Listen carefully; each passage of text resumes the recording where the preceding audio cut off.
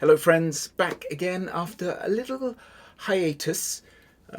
It's been a difficult couple of weeks here at Crafty Padawan Towers, and I just want to say a massive thank you to everyone who's subscribed or written a nice comment. Not that there were any not nice comments, or liked a video in the meantime. It's really encouraged me to get back in the painting cupboard during the couple of weeks that I've been away. So massive thank you. If that was you, then this video is for you. It's one for the new fans. Sorry, fans is probably a little bit strong, isn't it? It's one for the new viewers. It's for everyone. And the old viewers. This video is for everyone. We are gonna get involved, as it were, with the Tonnika sisters today. So we're doing a double header, 2 models in one go. Heard a lot of interesting theories about who and what the Tonnika sisters may be, whether they're bounty hunters or con artists or just a couple of birds hanging about in a bar. We don't know, do we? But they're very cool nonetheless. And so I thought I'd have a go at making them. The Haslab project, where obviously they're going to be producing 3.75 Tonnika sisters, has given me a bit of a kick up the bum. I've had the Wattos Scrapyard heads for a few months, so I've been meaning to get around to do it, and that's sort of given me a bit of a push to do it. So without further ado, we're going to jump into the painting cupboard. Somebody asked me for a jingle to go to the painting cupboard. I haven't managed there yet, but I'm working on it. So in the meantime, to the painting cupboard. So here we are in the painting cupboard, and you can see at this point I've already been messing around trying to find out what body shapes might best fit, and I've got a couple of Marvel superheroes. I don't know who they are because it's not really my thing, but I picked up some fodder from one of the Facebook groups and just sort of blended a couple, try and get the height right. I've also got 10 rings there on the right for Brea Tonnika, a little bit shorter, slightly different build. You notice there's different legs, so I'm going to have to do a bit of sanding in a moment just to try and blend the legs together because they're slightly different sizes. I've got the layer belt on Seni Tonnika on the left there. I think that's layer Yavin ceremony. And then here's the heads, and I had a bit of difficulty because the heads came like this on the left from Wattos Scrapyard. Really nice molds. Recommend the sculpts, and there's very few places that do the Tonnika sister heads as far as I could see. I'm sure somebody more skilled than me would have been able to do it, but I couldn't get the heads to sit on top of the body, so I ended up cutting off some of the hair from the original sculpt. We have to sort that out later with just some modeling clay, I think. Here I'm just tidying up so that the legs, the thighs fit the tops of the thighs, the rest of the body, so that they blend together because they weren't quite sized perfectly. But this combination of legs and body gave me what I felt like was the right size for the figures, and also that size in relation to each other. So that's why I chose these. This 10 rings character that I'm sort of feathering the tunic down a little bit so it blends a bit better, because it's obviously supposed to be a jumpsuit. This figure's got a bit of texture in the body, which I thought was interesting. I ummed and ahed because obviously the jumpsuits for the Tonnika sisters are just sort of lycra-y, but I thought the texture might be nice, and so I kept it. So I went with the 10 rings. Obviously that's Leia's legs there. Is it the original sort of white suit Leia from New Hope, or is it Yavin? I can't remember. Then on the 10 rings there was a little bit of stuff on the shoulders, and then also on the wrists that I just had to shave down, cut them off, and now I'm going to build up and start adding some bits and pieces. So using this epoxy sculpt, which is really easy to use, part A, part B, mix them together and then just leave them for a while, let it sit, have a cup of tea, and when you come back you should be able to handle it without gloves on.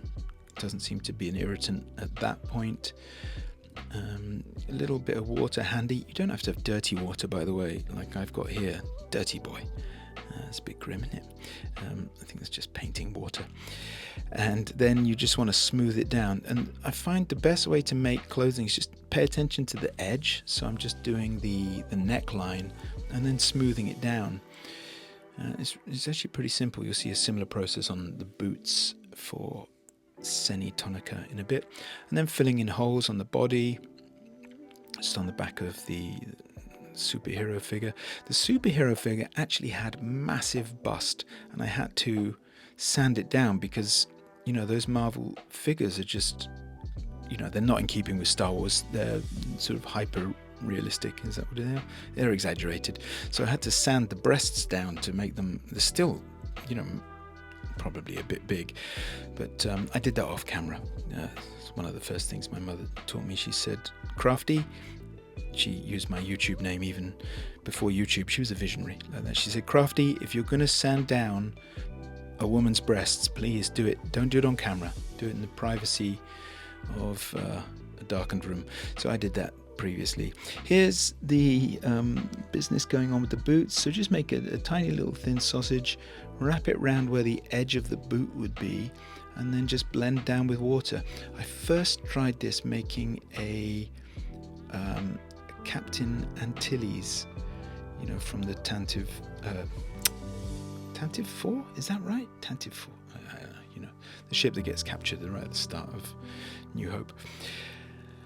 Anyway, so it worked out quite well, so I'm sticking with it.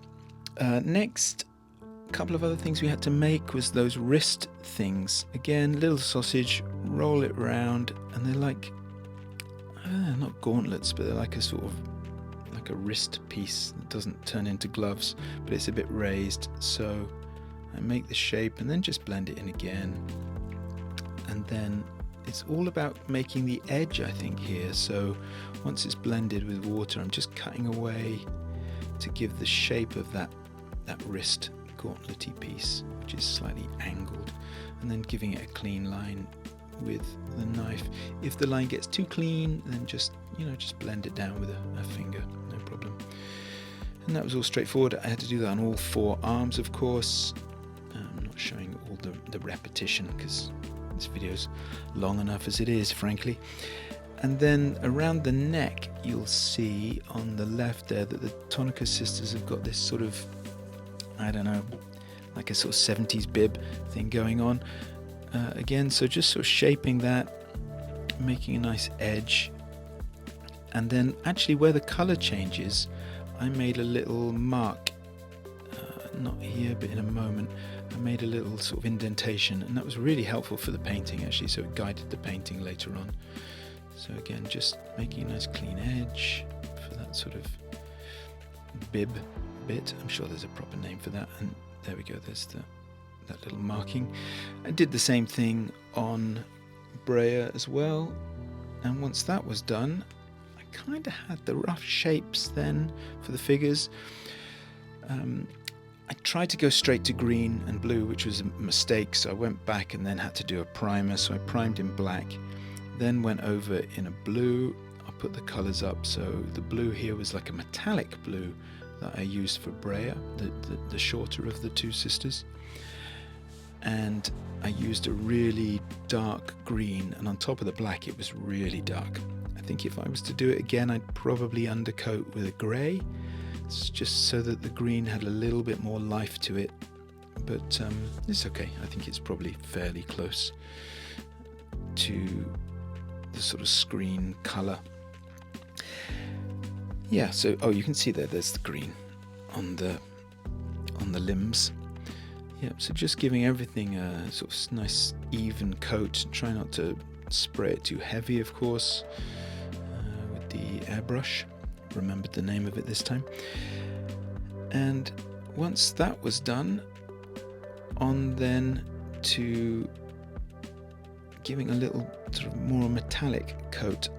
I didn't mean to give Breya's outfit a metallic colour. I actually just used the metallic Vallejo without noticing, and then I saw it, that's kind of cool, but I don't have a metallic green, so I kind of compensated by giving Sergii shiny metallic boots. just to sort of make up for the fact that her suit, I don't know, what do you call it? Whatever it is, that's a flat green colour. Here then, I noticed at this point, as well as a couple of imperfections which I had to sort of go back and sand with like a 250 grit sandpaper and then paint over again, which is kind of annoying. I noticed that actually Seni needed some pants made, so I just went back with the sculptor mold and made some of that. And then here I'm just painting in the bib, so slightly lighter green and slightly lighter blue around the bib, and then those wrist gauntlet bits that we made with the sculptor mode, going back and just painting them in. Just olive green with a little bit of white mixed in till I got the sort of what looked like a decent colour for that contrast colour. Same then around the underwear. Very 70s superhero, isn't it? Underwear over the top of lycra. And then a lighter blue, just a straightforward Vallejo blue mixed with a bit of white again till I got a nice contrast. This isn't metallic, this one, this is just a normal blue. Hopefully I'm putting this information up as we go. And then Brea's got a normal black boot, and then putting the black on the bib as well down that middle piece. It was actually quite difficult. So many black and white photos, not many photos of the Tonnika sisters in colour. So I had to find what references I could. I actually, before this point, sanded down the shoes a little bit on the Seni figure because she was a bit tall. So I just sanded a bit off the bottom of her feet, like a millimetre or two, just to make it a bit more accurate. Just previously there you could see I was putting on a little bit of black around the gauntlets, so they're actually two-tone on those wrist pieces. Next, the bit around the thighs, they've got a strange sort of belt which I was looking at and thought, oh, maybe the easiest way is making a zip tie. So I put silver on the zip tie, painted silver, and then went along and gently, without filling in the silver that I just painted on, did the raised bits in black. And that, I think, is pretty close. It's actually very close to what the Haslab Tonnika sisters have around their thigh. Zip ties are very hard to bend in a tight circle and get them to stay, so I had all sorts of trouble trying to glue these things down, which is why I was using the pliers to try and make a nice tight bend in each of the sections. I must have glued these things down like 7 times, and I'm pretty sure I actually super glued myself here. I did, at least in one of them. Maybe I didn't make the final edit. Nobody needs to see me super gluing myself again to something. When I finally got them to stay with the help of a bit of masking tape, I moved on then to the belt, which comes from Yavin Celebration layer. Obviously it needed to be black rather than white, but the shape was exactly right for Seni's belt, which is really fortunate. So kept in the silver bits as they were, then just using a Sharpie, because sometimes it's a bit easier than painting, isn't it? Went and filled that in, and that was nice and straightforward. The hands I originally took from Yavin Luke, because he's got tiny hands, and a Farm Boy Luke, and then I took the belt off Yavin Luke as well while I was about it, and chopped off the gun holster. Look, you can see that, if you look at the top left, you can see that garter belt thing's already coming off. That was one of my bugbears. Onto the heads then.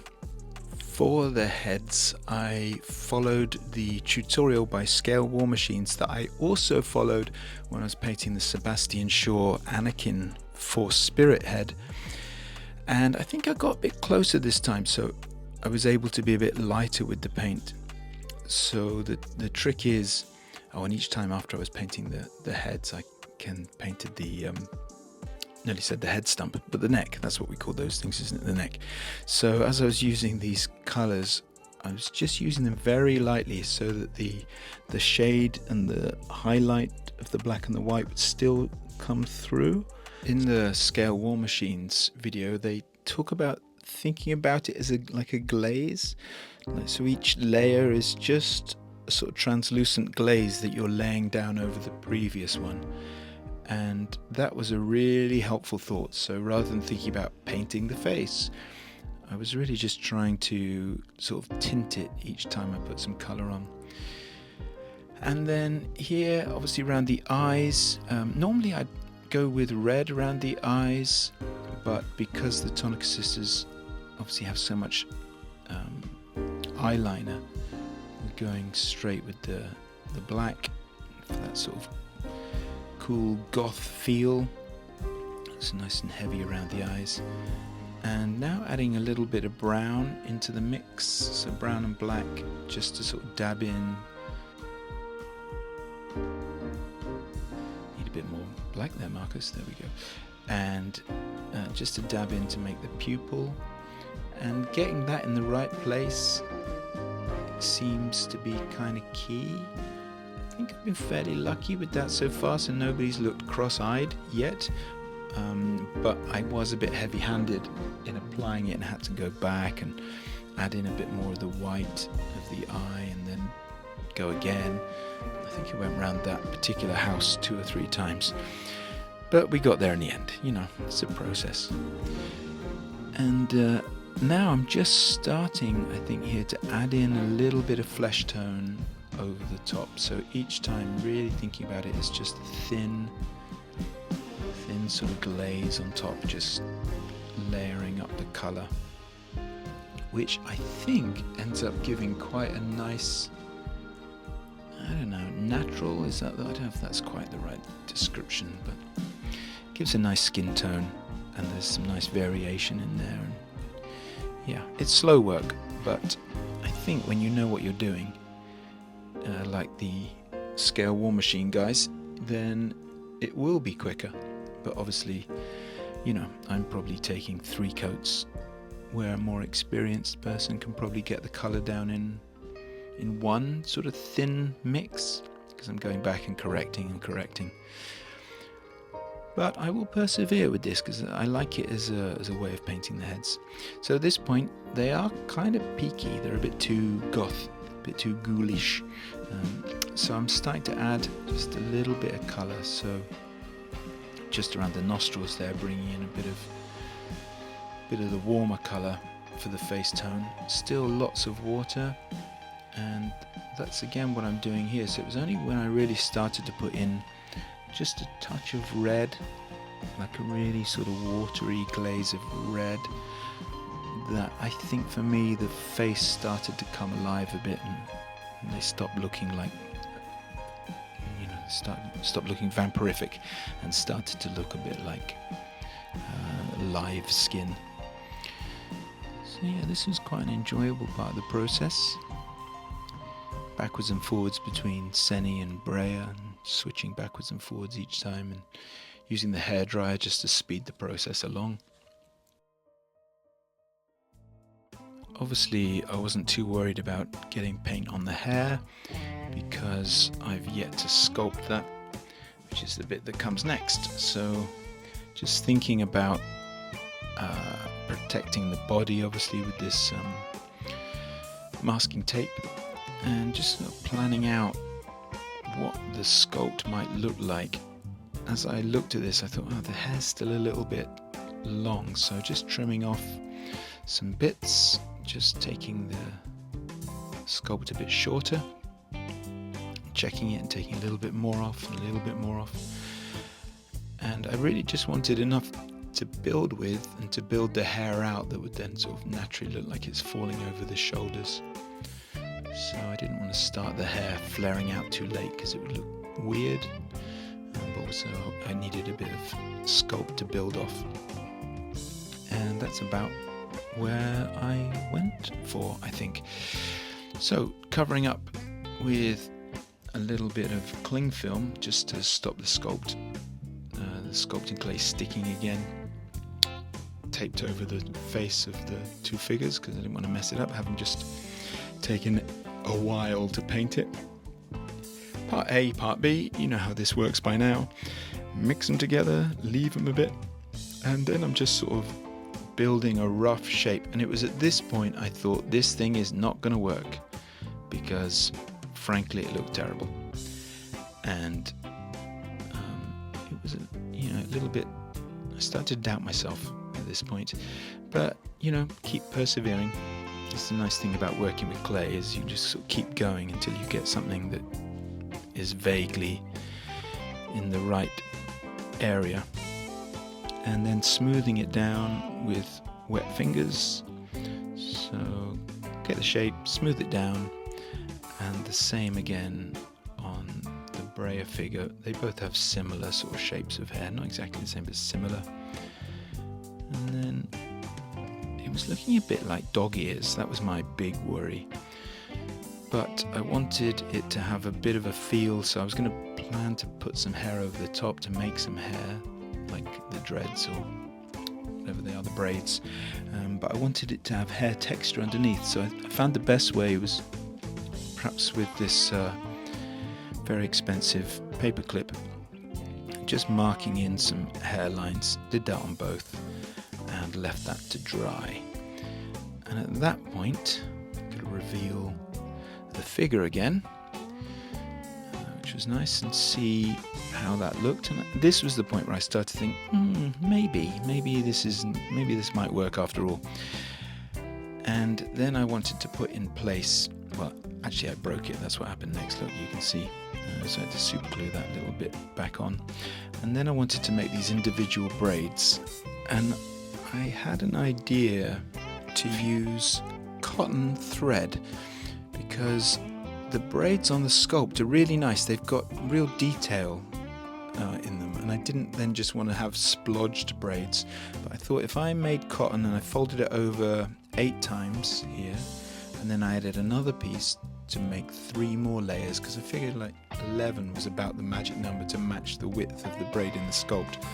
And if I wrapped it round, it would have some of that texture. So wrapped it round, taped it down, and then tried to sort of seal it and give it some stability with some PVA glue. So just PVA glue, splodge it down, and I did a lot of them. So I did like 14 or 15 strands, just like that.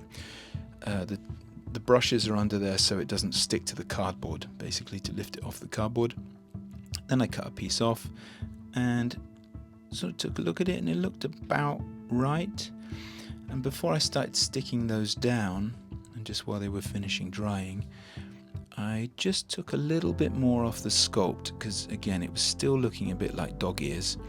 So just nibbling away very gently, hoping not to break it all, nibbling away at the bottom just to get it something like the right length. And then in particular, I think the reason it just looked like it was splodged up to the face of the sculpt, so I cut away really close, sort of delicate work right up to the face to give a little bit of space between the hair and the face. And then I tried a few different super glues, but came back to the good old Loctite.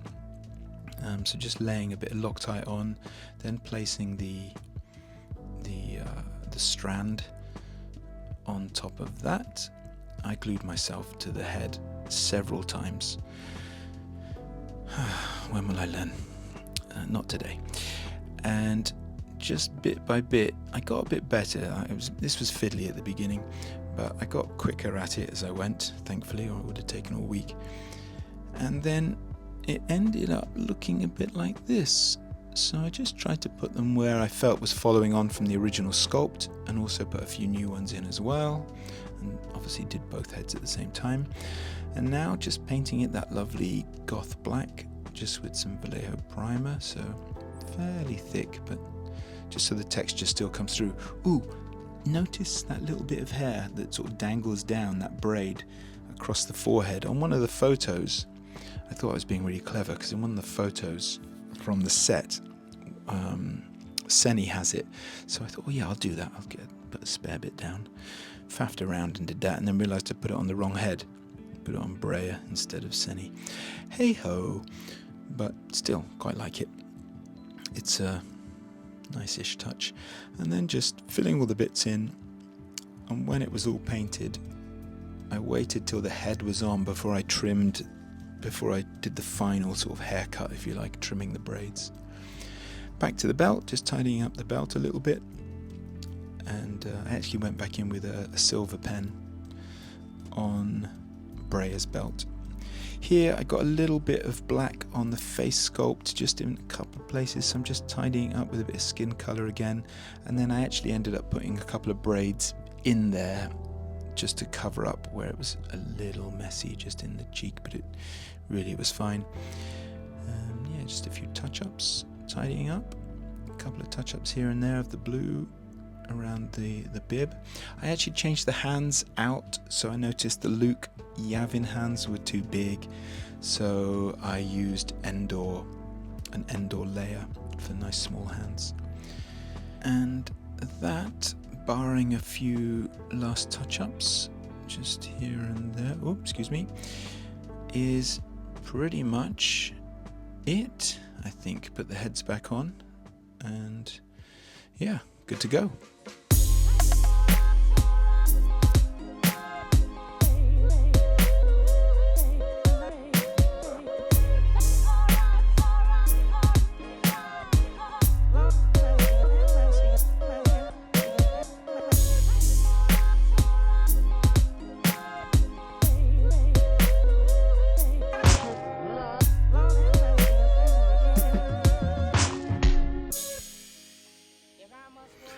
Here they are. Hello, ladies. Things a middle-aged man should never say. That's right up there. There's another one. The Tonnika sisters, ladies and gentlemen. I'm rather pleased. This is the bit of video where I congratulate myself again. At some point, it's going to go horribly wrong, and I'm going to have to lambast myself. It seems only fair. But on this occasion, pretty pleased.